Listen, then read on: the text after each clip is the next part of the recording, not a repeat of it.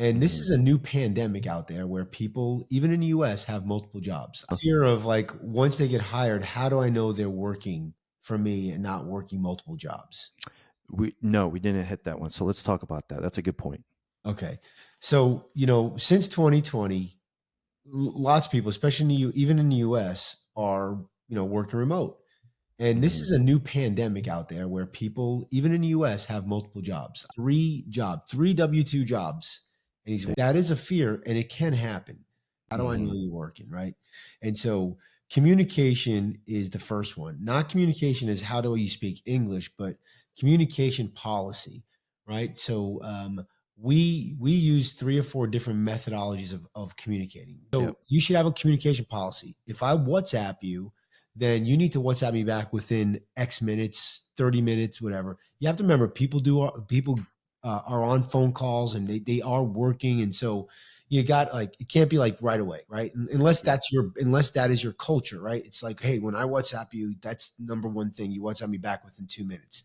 Whatever that policy is, that's gotta be your policy. If I have a meeting with you, it is on video, you're dressed appropriately and you're in your home office. So Mhm. that's the Mhm. first thing, right? So Yep. I call it communication, but it's also availability. Are you available? But how do So, we know if somebody is you know, what are the key things that would indicate or red flags that, hey, I think this person's working with for another person while they're working for me?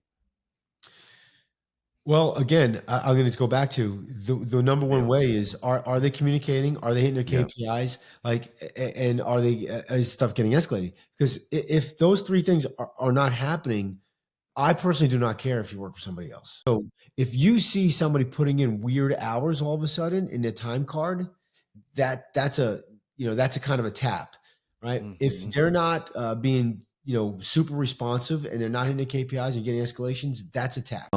He was a great guy, knew a lot about the position he was in, but he just was very slow to respond. Was not really providing the work that we needed him to provide. And come to find out, he was actually working for another property manager at the same time. I'm like, all right, this guy is not work. He's working for somebody else. But like you said, once I had that inclination, I should have made a move then and not waited.